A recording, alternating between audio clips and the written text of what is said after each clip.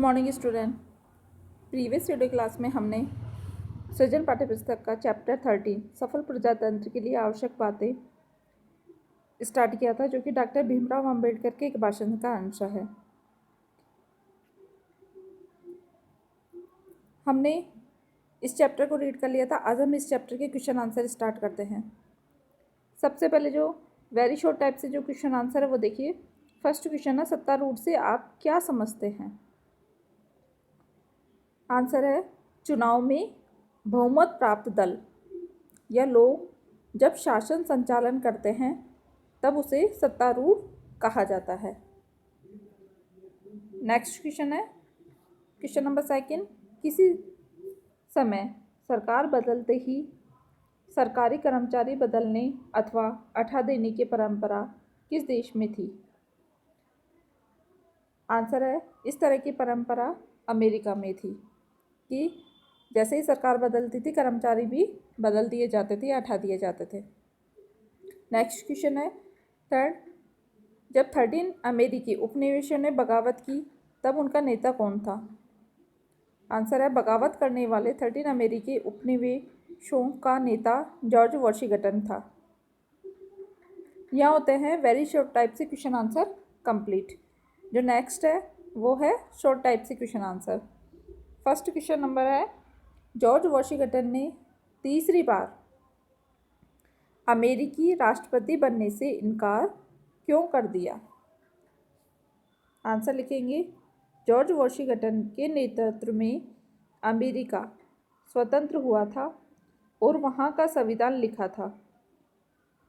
George Washington वंश परंपरागत राजा, तानाशाह अथवा नैतिक शासक नहीं चाहते थे, बल्कि स्वतंत्र लोकतांत्रिक व्यवस्था स्थापित करना चाहते थे। इसलिए उन्होंने संवैधानिक मर्यादा का पालन करते हुए तीसरी बार राष्ट्रपति बनने से इनकार कर दिया कि वो नहीं चाहते थे कि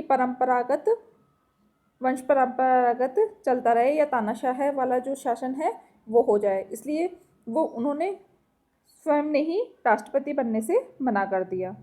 नेक्स्ट क्वेश्चन है, क्वेश्चन नंबर सेकंड, सार्वजनिक अंतरात्मा से आप क्या समझते हैं? अंबेडकर जी ने इस किस प्रकार प्रजातंत्र की रक्षा के लिए आवश्यक बताया है?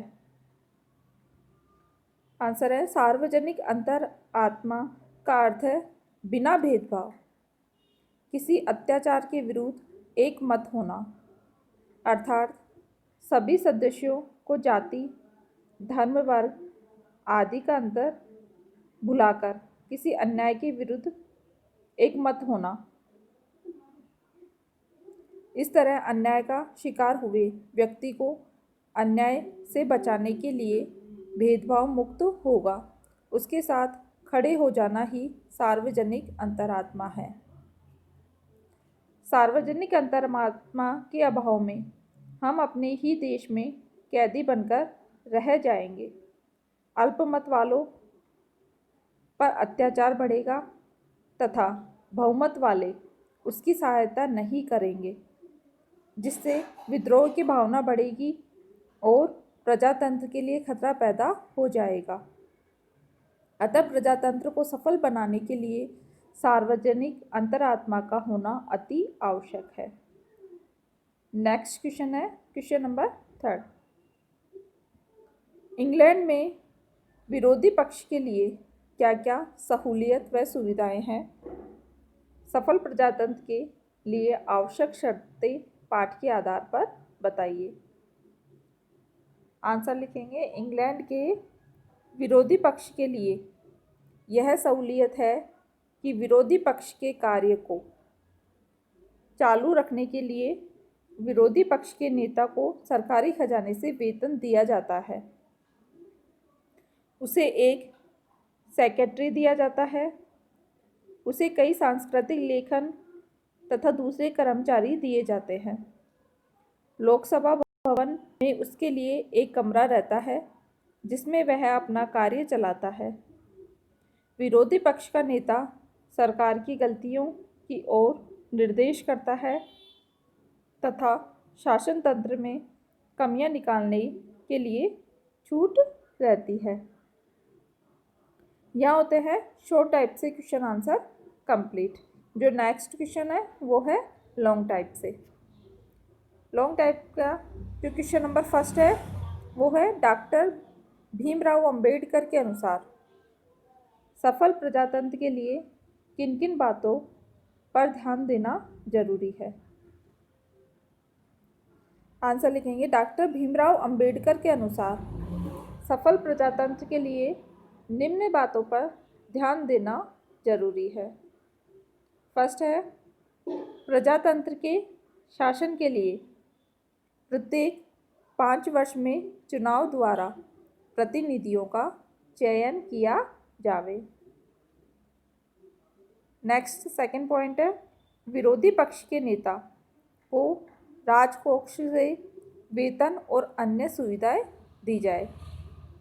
नेक्स्ट थर्ड पॉइंट है कानून की नज़र में सभी समान हो, शासन में भेदभाव नहीं होना चाहिए। नेक्स्ट फोर्थ पॉइंट है अल्पमत पर बहुमत का अत्याचार नहीं हो। फिफ्थ पॉइंट है सामाजिक नैतिक नियमों का पालन करें। एंड नेक्स्ट है सार्वजनिक अंतर आत्मा के अनुसार समस्त जनों में समानता तथा एकता का संचार हो। नेक्स्ट 7 पॉइंट है शासन चलाने के लिए जो कर्मचारी नियुक्त हो उनका राजनीतिकरण नहीं हो। एंड लास्ट पॉइंट है संविधान संबंधी नैतिकता का पूरी तरह पालन किया जाए। लोकसभा को संविधान के प्रति उत्तरदायी माना जाए। यह होता है इस क्वेश्चन का आंसर कंप्लीट। नेक्स्ट क्वेश्चन है क्वेश्चन नंबर सेकंड। भारत में प्रजातंत्र की कौन कौन सी कमियां आपको नज़र आती है? इसके निराकरण के लिए आप क्या करना चाहेंगे? आंसर है हमें भारतीय प्रजातंत्र में जो कमियां दिखाई देती है वह निम्नलिखित है। फर्स्ट है भारत में सत्तारूढ़ पक्ष को अधिक शक्तियां प्राप्त है। सत्तारूढ़ पक्ष अर्थात जो कि चुनाव जीत का जो शासन बनता है, सत्तारूढ़ पक्ष का अधिक शक्तियां प्राप्त है, इससे विपक्षी पक्ष कमजोर सा लगता है। नेक्स्ट सेकंड पॉइंट है भारतीय प्रजातंत्र में जातिवाद, संप्रदायवाद, क्षेत्रवाद का बोलबाला है। इन सब के कारण दायित्वहीन प्रतिनिधियों को चुन लिए जाते हैं जो प्रजातंत्र के लिए हानिकारक है। नेक्स्ट पॉइंट है भारत में राजनीतिक दलों की अधिकता है और कुछ दल तो वंश परंपरा के अनुसार चल रहे हैं, अर्थात बहुदलीय व्यवस्था है। नेक्स्ट है 4 पॉइंट भारत में राष्ट्रपति सत्तारूढ़ दल या शासन दल की कठपुतली जैसा दिखाई देता है। नेक्स्ट राजनीतिक दल संविधान के प्रति सच्चे हृदय से उत्तरदायी नहीं रहते हैं, वह परिवारवाद एवं भ्रष्टाचार से ग्रस्त है। एंड लास्ट पॉइंट है चुनाव में धनबल का जोर है तथा सरकारी कर्मचारियों के चयन में भ्रष्टाचार है। इन कमियों को दूर करने के लिए हम ये चाहेंगे, जो ये पॉइंट थे वो तो है कि भारत के प्रजातंत्र में हमें कौन कौन सी कमियां दिखाई देती है।